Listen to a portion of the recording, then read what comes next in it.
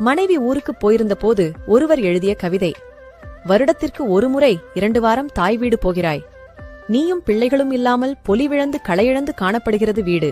Copy போட அடுப்பில் பால் வைத்தால் பாதி பொங்கி வழிந்து விடுகிறது. வீட்டை பெருக்கிய 2 நாட்களில் இடுப்பும் முட்டியும் வலிக்கிறது. செலவிற்கு பயந்து சமைக்க ஆரம்பித்தால் உப்பு போட மறந்து விடுகிறது. 2 மடங்கு விலை வைத்தும் சொத்தை காய்கறிகளை பழங்களை தலையில் கட்டிவிடுகிறார் வண்டிக்காரர். முரட்டுத்தனமாய் அடித்து கசக்கி பிழிந்து துவைத்தால் கிழிந்து விடுகிறது துணி.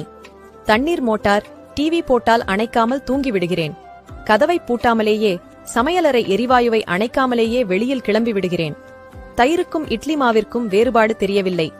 இப்படியாக தனிமையில் தவித்துப் போனாலும் நீ வந்தவுடன் கூசாமல் பொய் சொல்கிறேன். இன்னும் 1 வாரம் இருந்துவிட்டு வரலாமே, நான் ஜாலியாக இருக்கிறேன் என்று. அனைத்து குடும்பத் தலைவிகளுக்கும் சமர்ப்பணம்.